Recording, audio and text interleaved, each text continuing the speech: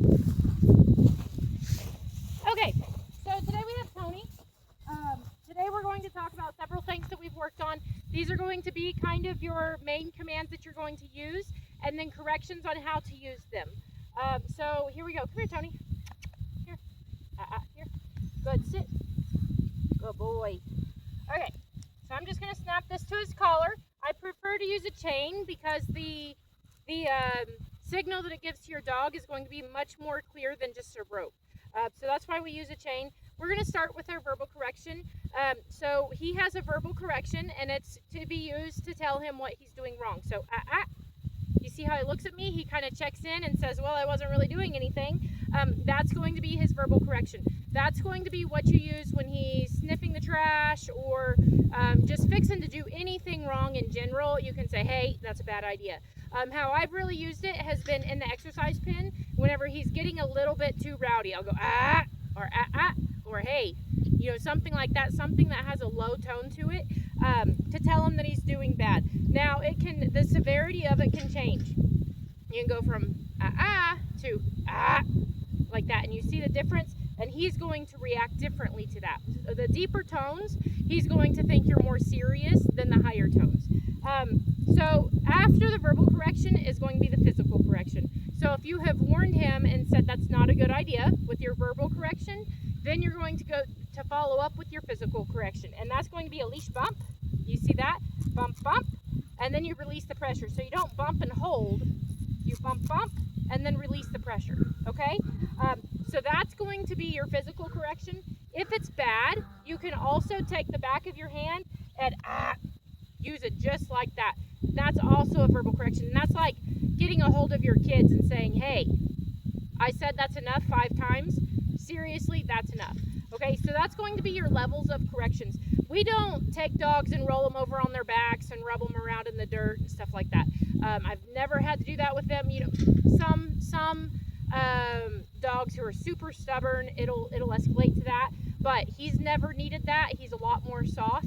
He really wants to do well. So, and that's something that I really appreciate about Tony, is because, he really wants to do well. He cares about what you think about him, and he wants to listen. So we're going to continue on.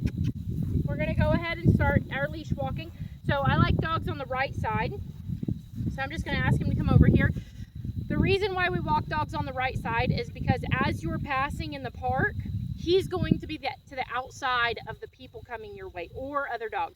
So if somebody has a dog and they're way off leash like this, and their dog is like in front of them zigzagging back and forth, then you're going to be able to take control of your dog and just side pass, and then you're still going to be on your side where you need to be of the sidewalk. So you're going to be able to stay between that other dog and Tony and be able to control the situation, which your job as a handler is to protect Tony at all times. He should never feel like he has to protect you.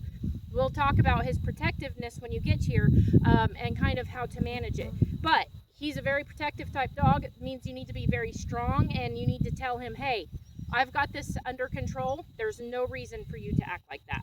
So that's what we're going to be looking for when we go to the park and Tractor Supply. Make sure that you feel like you're in control, that Tony understands you're in control. Okay, so he's going to be on the right side. My bump for him is going to be the same thing that is my physical correction.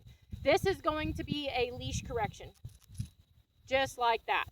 And you notice that he sits, he's looking for some way to make me happy, even though I didn't tell him to do anything. But that's going to be what you use. So if he gets away from you, or if he's too far out to the side or too far out this way, you're just going to bump him twice. Bump, bump, and then release. You're not going to bump and hold, because then he's going to start pulling against you. Bump, bump, release. That's what most people struggle with. So as long as you can master that, then you're going to be great. Okay, Tony. So I'm going to pick him up. I'm going to ask him to, see how I got out there? Now I'm looking for him to stay with me, and he'll always make mistakes. He'll always venture one way or another. But I don't want him too far in front of me or too far behind me.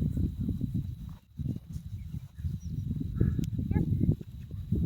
Here. And I can smooch him up if he gets behind me like here. Good boy. Okay? Then we're going to ask him to sit. Good boy. When we stop, he should automatically sit. So that's what we're looking for, is a little bit of automatic want to. Okay, Tony. come right here. And he sat automatically. Now, if he didn't, then I would use my physical correction, the bump, bump, to get him to. Okay. Bump, bump. Ah, ah. There we go. So you can just continue doing bumps like that until he sits. Or, of course, you can say the word sit, which also works. Good boy. Okay, our next command is going to be down. Here. So I'm going to say, Tony, get his attention, down. Just like that. Now, next time, I'm not going to give him the command, and I'm going to show you the correction for it. Good boy. So I'm just going to tell him he's doing good here. Okay, good boy. Good boy. So we're going to come right over here. Okay, he doesn't know what I'm going to ask him. He's sniffing around here.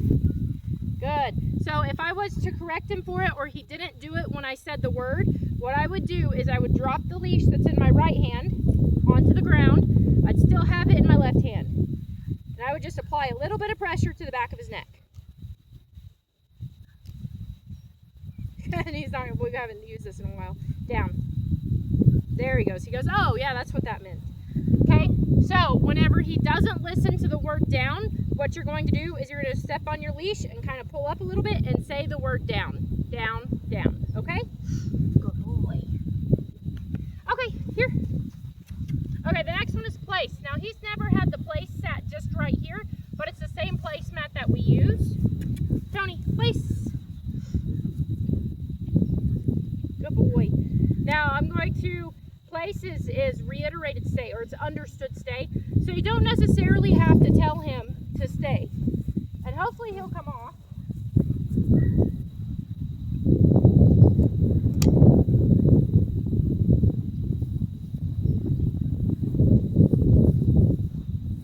And he didn't, he stayed. So right now he has a physical touch release, which means I have to touch him in order to get him to come off of place.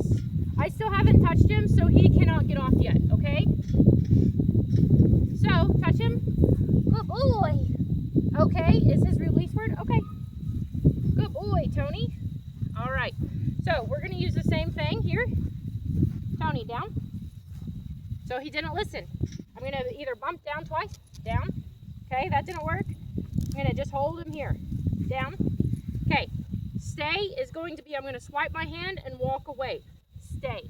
One thing I don't want to do is I don't want to do this action right here. This action is going to cause him to come up to me, and it's going to make it harder for me to make that break. So I'm going to say stay. I'm going to walk away, and from now on, it's his mistake. If he makes a mistake, I can correct him for it. So I'm just going to walk around him, and we do a lot of this, so he kind of knows.